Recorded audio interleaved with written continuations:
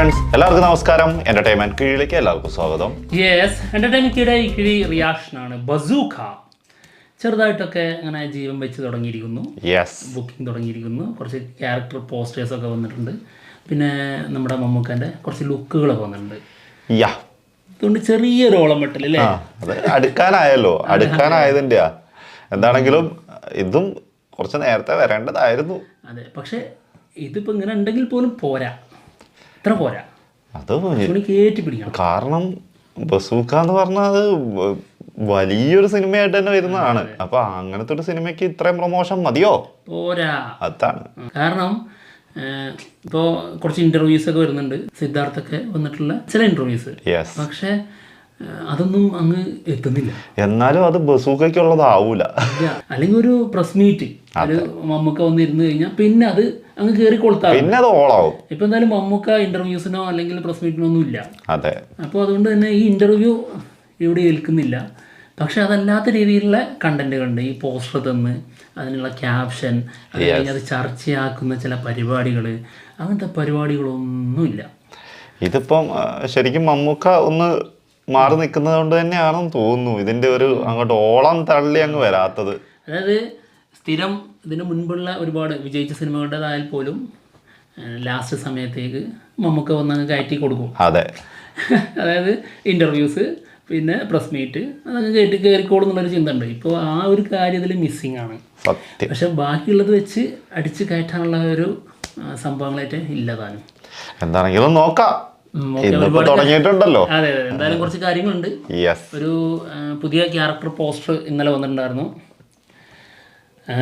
നമ്മുടെ ഐശ്വര്യ മേനോൻ ചെയ്യുന്ന കഥാപാത്രമാണ്. എന്തത് വായിക്കുക? ജോവിത. ഓക്കെ. ആളുടെ ക്യാരക്ടർ പോസ്റ്ററാണ് വന്നിരിക്കുന്നത്. ഒരു പട്ടിയെ കെട്ടിപ്പിടിച്ച് നിൽക്കുന്ന ഐശ്വര്യ മേനോൻ. ഒരു പട്ടിയെ കെട്ടിപ്പിടിച്ച് നിൽക്കുന്ന കുട്ടി. അതൊരു രസം എന്താണെന്നറിയോ? ആള് ഭയങ്കരമായിട്ടുള്ളൊരു ഡോഗ് ലവറാണ് ശരിക്ക്, റിയൽ ലൈഫിൽ. അങ്ങനെ ഇത് സിനിമയിലെ ക്യാരക്ടറാണ് താനും. അപ്പോൾ രണ്ടും ഒരുമിച്ച് വരുന്നു, നല്ല മാച്ചിങ് ആണ്. ഓക്കെ. എന്തായാലും ജോവിതയാവുന്നു. നല്ല കളർഫുൾ ആയിട്ടുള്ള സംഭവമാണ്. സംഭവം 4 ദിവസത്തിന്റെ ഒരു ക്യാരക്ടർ പോസ്റ്ററാണ് വന്നിരിക്കുന്നത്. വായിക്കുമോ? ഉദ്ദേശിച്ച് എടുക്കാം, ഊഹിച്ചെടുക്കാം 4 ഈ സിനിമ അല്ലേ, ഇതൊരു പുതിയ ജോണറിൽ വരുന്ന സിനിമയാണ്. മലയാളത്തിലേക്ക് ആദ്യത്തെ ഒരു ഗെയിം ത്രില്ലർ ജോണറിൽ വരുന്ന സിനിമയാണ്. അത് നമുക്ക് കണക്റ്റ് ആവുമോ ഇല്ലയോ എന്നുള്ളതാണ് നമ്മുടെ ഏറ്റവും വലിയ ടെൻഷൻ. ഈ 4 കാണുമ്പോൾ ഏതാണ്ട് പേടി. ഈ ഇവരെ ക്യാരക്ടർ നെയിമിലൊക്കെ അങ്ങനെ തന്നെയാണ്, എഴുത്തൊക്കെ കണ്ടില്ലേ, എല്ലാം അങ്ങനെ തന്നെ. എല്ലാം ഒരു മറ്റേ കീബോർഡിലൊക്കെ ഉണ്ടാവുന്നവരെ ഈ അങ്ങനത്തെ കുറെ സംഭവങ്ങളൊക്കെയാണ്. അങ്ങനെയുള്ള രീതിയാണ്, വെറൈറ്റിയാണ്. പക്ഷെ ചിലത് കണക്റ്റ് ആവുന്നില്ല, വായിക്കാൻ കിട്ടുന്നില്ല. ഈ ജോവിതയിൽ തന്നെ ആ ടീ എന്തോ ടീ തന്നെയാണ് എങ്കിലും മറ്റേ അത് 6 തിരിച്ചിട്ടതുപോലെ ഫീൽ ചെയ്യുന്നു.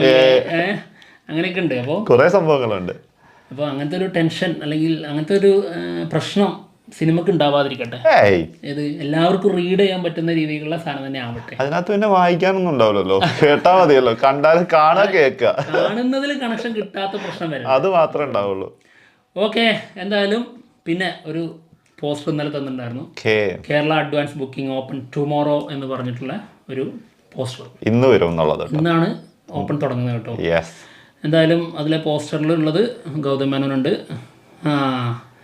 നമ്മുടെ ഷൈൻ ടോം ജാക്ക് ഉണ്ട്.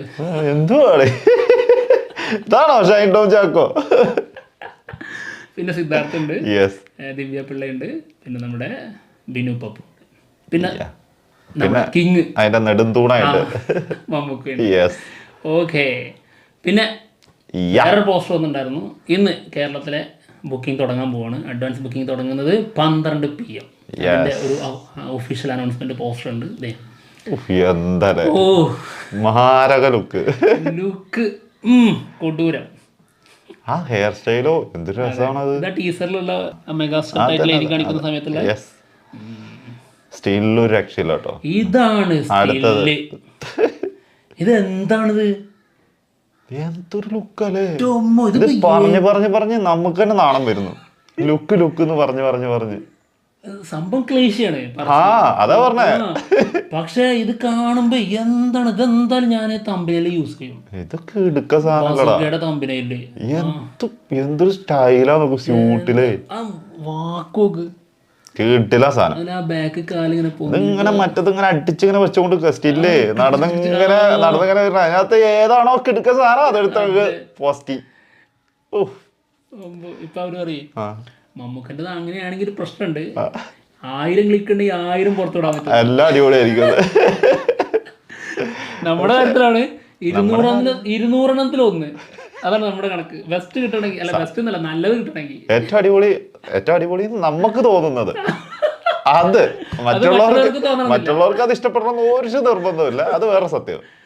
ഓക്കെ, എന്തായാലും ബസൂക്ക സിനിമയുടെ ഫൈനൽ മിക്സിങ് കഴിഞ്ഞിട്ടുണ്ട്. അതിൻ്റെ ഒരു ഫോട്ടോ പങ്കുവെച്ചിട്ടുണ്ട് അവര്. ക്രൂ മെമ്പേഴ്സ് എല്ലാവരും ഉണ്ട് കേട്ടോ. എല്ലാവരും എന്ന് പറഞ്ഞു കഴിഞ്ഞാൽ അവരൊക്കെ ആരൊക്കെ നമുക്ക് അറിഞ്ഞൂടാ. എല്ലാരും അറിയില്ല എന്ന് നമുക്ക് പറയാൻ പറ്റില്ല. കുറച്ച് പേരെ അറിയാം. അതെ അതെ അതെ. അയ്യോ പല ജാക്കറ്റ് കണ്ടിട്ടുണ്ട്, അതെ പല ആൾക്കാരും ഇട്ടും കണ്ടിട്ടുണ്ട്. പക്ഷെ ഇങ്ങനെ ഇടുമ്പോ മാത്രം ഇതെങ്ങനെ ഇതിന് മാത്രം ലുക്ക് വരുന്നതെന്നാണ് ചിന്തിക്കുന്നത്. അയ്യോ എന്താ ഇതില് വേറെ ഇന്റർവ്യൂല് പറഞ്ഞിട്ടുണ്ടേ, ഇത് മമ്മൂക്കാന്റെ സ്റ്റൈലിഷ് മൂവി എന്നുള്ളത് മാത്രല്ല, ഈ പടം തന്നെ സ്റ്റൈലിഷ് മൂവിയാണെന്ന്. മൊത്തം പരിപാടി സ്റ്റൈലിഷ് ആണെന്നുള്ളത് പറഞ്ഞിട്ടുണ്ട് പ്രത്യേകിച്ച്. പിന്നെ സിദ്ധാർത്ഥ് പറയുന്നുണ്ട് നല്ല ഫൈറ്റ് രംഗങ്ങളുണ്ട്, പക്ഷെ വയലൻസ് കൂടുന്ന രീതിയിലുള്ള, അതായത് അങ്ങനത്തെ രീതിയിലുള്ള ഫൈറ്റ് അല്ല, അത് എടുത്തു പറയുന്നുണ്ട്. അങ്ങനത്തെ ഫൈറ്റ് മാത്രമേ ഉള്ളൂ. പക്ഷെ ബ്ലഡ് പുറത്ത് മനസ്സിലായി. നമ്മുടെ ജോർജ് കുട്ടി കൊന്നില്ലേ? ജോർജ് കുട്ടിന്റെ ഭാര്യയും മകളും കൊന്നില്ലേ? അതുപോലത്തെ രീതിയായിരിക്കും. ചോര പുറത്തു വരാതെ. എന്താണെങ്കിലും ഇതിന്റെ ഈ ഒരു ലുക്ക് ഗംഭീരമായിട്ടുണ്ട് കേട്ടോ. അതെ, ഒന്ന് ആലോചിച്ച് നോക്ക്. വേറെ പരിപാടി ഒന്നും ചെയ്യുന്നില്ല, കുറച്ച് കിടില ലുക്കുള്ള ഫോട്ടോസ് അങ്ങ് പുറത്തു കൊടുക്കും. അത് കയറ്റുന്ന ഹൈപ്പ് ഇപ്പോൾ ഈ സിനിമക്കുള്ളൂ. എനിക്ക് അറിയുന്ന, അതായത് കട്ട മമ്മൂട്ടി ഫാൻസ് ഉണ്ട്, അവർക്ക് പോലും ഇപ്പോൾ താല്പര്യം കുറഞ്ഞിരിക്കുകയാണ്. പക്ഷേ പ്രത്യേകിച്ച് ഒന്നും ഇല്ലാഞ്ഞിട്ട് അത് കൂടുതലായിട്ടൊന്നും അപ്ഡേറ്റ്സുകളൊന്നും വരാത്തതുകൊണ്ടുള്ള സംഭവമാണ്. എന്താണെങ്കിൽ അതൊക്കെ മാറും. ബസൂക്ക വരട്ടെ, ഇറങ്ങട്ടെ, ഒന്ന് ലാൻഡ് ചെയ്തോട്ടേന്ന് ചെയ്ത് കഴിഞ്ഞിട്ട് ബാക്കി നമുക്ക് തീരുമാനിക്കാം. മുൻപുള്ള പരിപാടി ഒന്നുമില്ല. മുൻപുള്ള പരിപാടി എല്ലാം ചെയ്തു വെച്ചിട്ടുണ്ട് ഏത് സിനിമയില്.